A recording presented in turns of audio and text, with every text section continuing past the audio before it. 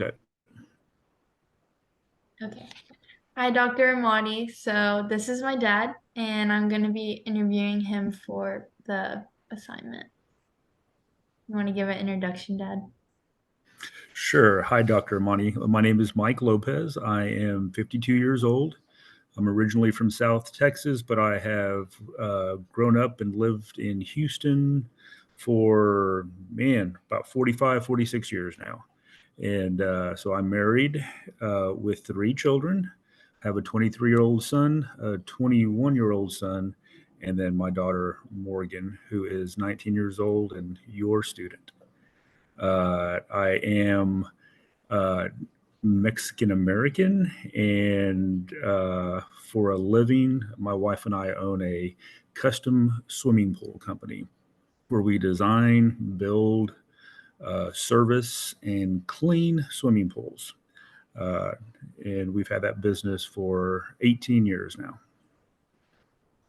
Sweet. Okay, so I am going to ask you questions about class and also about gender. So I'll do the first one. Okay, All so right. between the lower, middle, and upper class, which of these would you describe how you grew up and how did this affect your upbringing? I would say that when I grew up, I was in the kind of middle class and maybe even the lower part of the middle class. It was real important to my parents that we be in great school districts. And so we moved quite a bit when I was young. And the way my parents determined where we would live was based on where the schools were the best. And when we moved to Houston, my father's job was way down in South Houston, 45 South, but we lived all the way up in Spring, Texas, the north side. So although he had over an hour plus drive, he didn't mind. He wanted us to be in the best schools, and so best schools typically mean a nicer area. Nicer area typically means more income for those residents, and that wasn't quite us though. But my parents wanted us to be there. So um, we how did it affect my upbringing? I mean, it was a great upbringing. It was a great area, and nice and safe and wonderful community. So from an upbringing perspective, it was wonderful.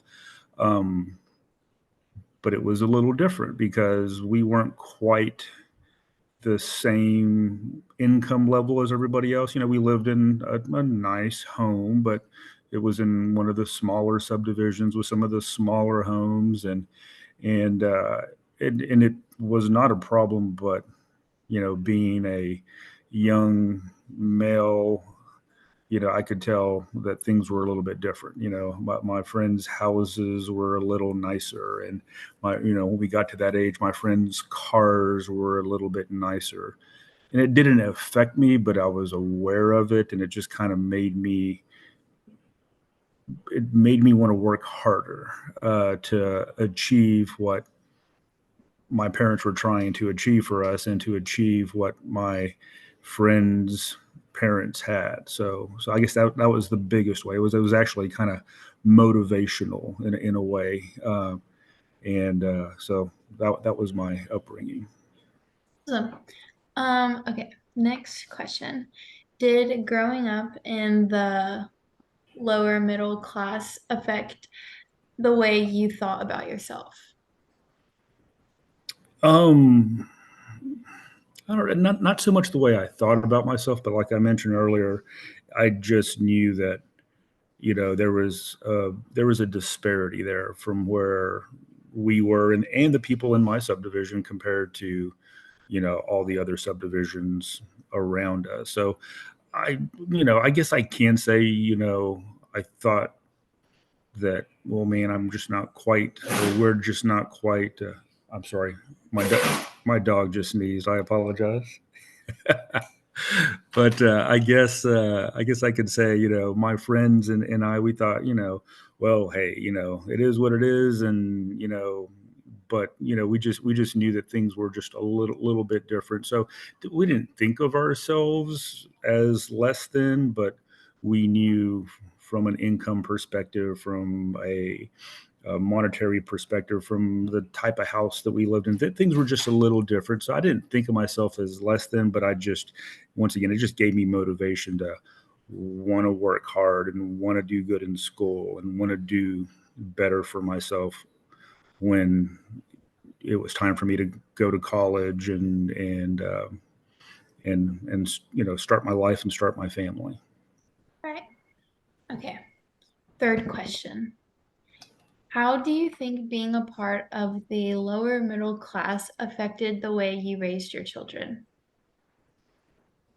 Well, so what it did is just made me want to work really hard and get what you know others had, and I did. I worked hard and went to school and became successful in my first career, which was insurance, and we did really well. And I sold that and started a new profession, the swimming pool profession, and we've done very well with that. We've been able to achieve some really great things, and now we live in one of the nicer neighborhoods and have the nicer houses and nicer cars. And how did it affect the way I raise my kids? I guess I wanted to give my kids everything that we didn't quite have.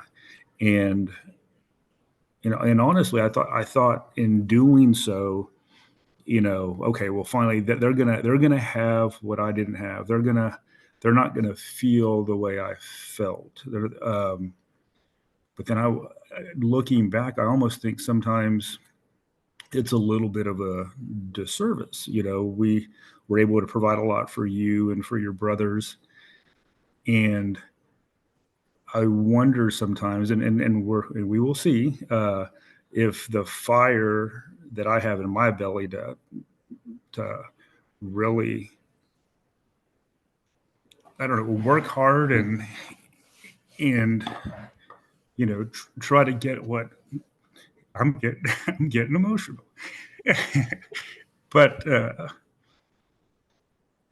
I wonder if it's gonna if you guys are gonna have the same motivation. Um, but we'll see. All right. Awesome. Okay. So now for the gender questions. Okay. Okay. What is the most difficult thing about being a male?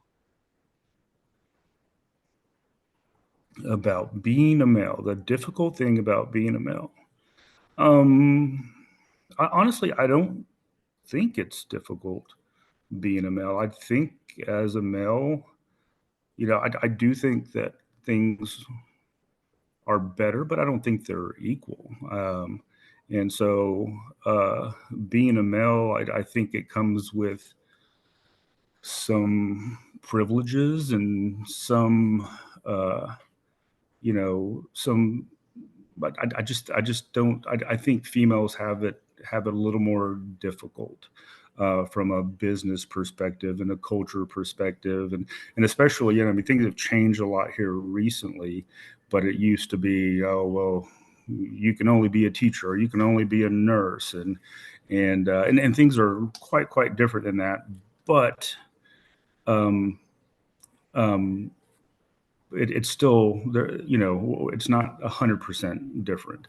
And so, from a male perspective, I think as a male, uh, you know, I even being, you know, an ethnicity, and even being, not from upper class, as a male, I didn't ever feel, like I couldn't do something, or I wasn't supposed to do something. And so I don't think there's anything difficult about being a male. I think there are some stereotypes of men about, well, the man is supposed to provide and the man is supposed to protect, and I don't find that that's difficult, or I haven't found that that's difficult. And I think I've been able to do that. But um, but yeah, I don't think there's anything difficult about being a male that I've ever encountered. Okay, sweet. Okay, next question. What was the most important thing for you to instill in your sons about being a man? I think probably the biggest thing was breaking down the stereotypes of what it is to be a man, and that you have to be macho and you have to be, you know, tough, and you have to, I just, if anything, I think a man needs to be, you know, polite and respectful and courteous to not just women but other men, and this whole macho man, you got to do this and you got to fight. No, you don't. You have to communicate, and you have to you know think of how you were brought up and think about how to handle situations, and that, being a man isn't what you see on TV. That's part of it, but most of it is just being supportive and being understanding, and to your friends and to your parents and to your family and to your spouse, and just being a good person, and is really the biggest thing that I wanted my boys, your brothers, to learn how to be, and all the rest, you know all the you got to be the provider. You don't, you have to, if you are in a relationship, you do have to be a partner. But there's plenty of people, and people that we know that live here in our subdivision, who the female is a provider, and the male may work but he has a less job, and then that's fine, but you have to just, main thing is just be a good person and be a good partner, and communicate properly and be empathetic and caring, and that's what I wanted to instill in the boys. And sometimes I wonder if they have learned that yet, but we're always working on them. Yeah, that kind of what you said about like the neighborhood kind of goes with my next question is society typically pins working and providing on the male of the house and cooking and cleaning on the female. What are your thoughts on these gender roles, and do you implement these in your household? So it's funny, I was talking to my mom and dad, your grandparents, today about that, and about working together, and partnerships. And no, I don't think the male has to do this and the female has to do that. I think that if you are in a relationship, uh, that it's a partnership, and so things have to get done. Money has to be made, and clothes have to be clean, and food has to be cooked, and the kids have to be taken care of.